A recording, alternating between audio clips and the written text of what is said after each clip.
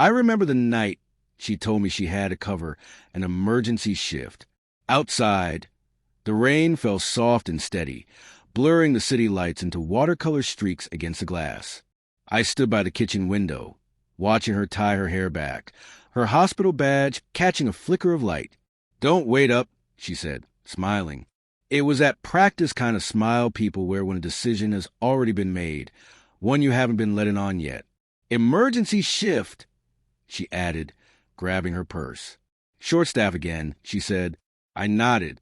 I'd heard that story before. Once or twice it made sense, but lately these emergency shifts were following a pattern. Fridays, Sundays, then random Tuesdays. At first, I wasn't suspicious. I was proud that my wife, a nurse, was willing to sacrifice her nights for others. But pride quietly turns into doubt when stories stop matching the timeline. It started with small things. A new perfume that wasn't hers. A missed call she waved off. A sudden password on her phone. Hospital policy, she'd said, smiling again. That smile was her armor. And for far too long, I'd been playing the fool behind it. That night, though, something felt different. She looked almost eager to leave. I noticed in the bounce of her step, the darker shade of lipstick, the laugh that was just a little too bright when I asked, "Long night?" "You know how it is," she said, kissing me quickly, distracted. And yeah, I did know. When she drove off, I didn't sit down. I just stood there, watching her taillights vanish down the wet street. Truth doesn't hit all at once. It seeps in quietly. I hadn't planned anything. I'm not the kind of man who snoops or tracks. But when you're married to someone already halfway gone, you start reaching for anything that proves you're not imagining it. Her laptop sat open on the counter. A small blinking notification caught my eye. A message preview. Ethan, not a doctor, not a nurse. Just Ethan. I clicked. The messages weren't graphic. They didn't need to be. They were worse, gentle, intimate, familiar. Words like, "Miss you already. You looked incredible tonight." My hands went cold. My heart didn't race. It slowed.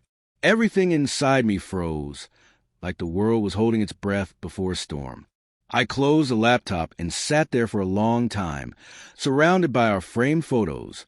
Wedding day, her graduation, our first home. They looked back like silent witnesses. And I realized something brutal. I had been living in a story only I believed in. She came home around 2:30 a.m., still smiling, still humming softly. Her hair was messy, not from exhaustion. Her cheeks flushed, not from work. I didn't speak. I just looked at her. Really looked. Something in me clicked. I grabbed a black marker from the drawer and walked to the living room wall, the one with the framed quote she loved. "Love lives here." Beneath it, I wrote slowly, deliberately, "Truth does too." It wasn't rage. It was realization. I didn't yell. I didn't accuse.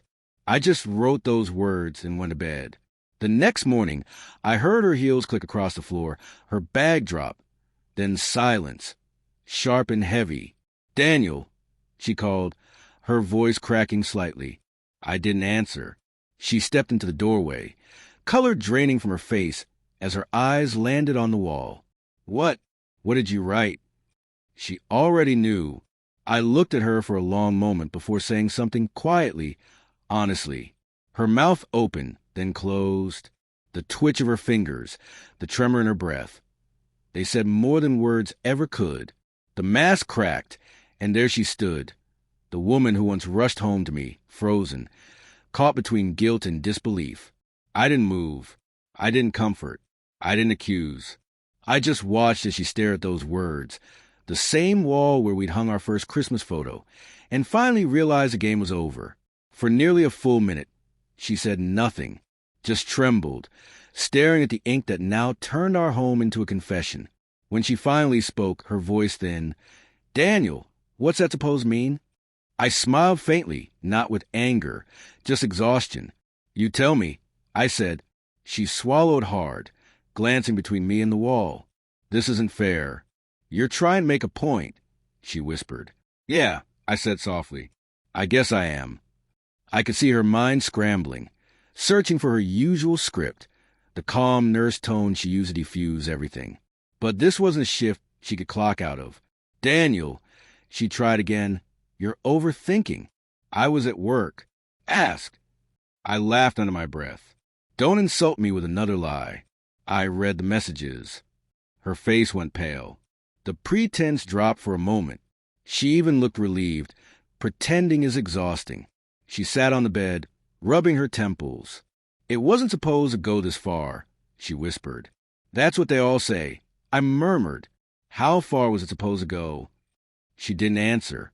I leaned back, watching her. I thought of all the nights I stayed up fixing things, the dinners I made after her shifts, the way love fades into routine. Something you do because you remember when it used to matter. She finally looked up. "Are you going to leave me?" I thought for a long moment. The truth, the part of me that trusted her, that believed in US, was gone. "I don't know," I said quietly, "but I'm done living in a home built on half-truths." She stood, voice trembling. "You don't understand, Daniel. It just happened. We were working late, and I—" "Stop," I said calmly. "You made a choice, maybe more than once, and I chose to believe you, to forgive what I didn't even know yet, but not anymore." She began to cry, soft at first, then harder, hands over her face. I didn't comfort her. These weren't tears of heartbreak. They were guilt, relief for no longer having to hide. When she finally stopped, she asked, "Can we talk about this? Really talk?" "I think we just did," I said. Her gaze shifted to the wall again. Truth does, too. 3 words that changed everything. Later that day, she packed a small bag. No shouting, no begging, just quiet movements, the zipper closing, the soft click of the front door. I didn't stop her.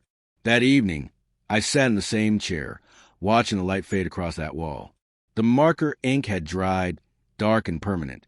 I thought about painting over it, but I didn't. It wasn't just a message to her. It was a reminder to me.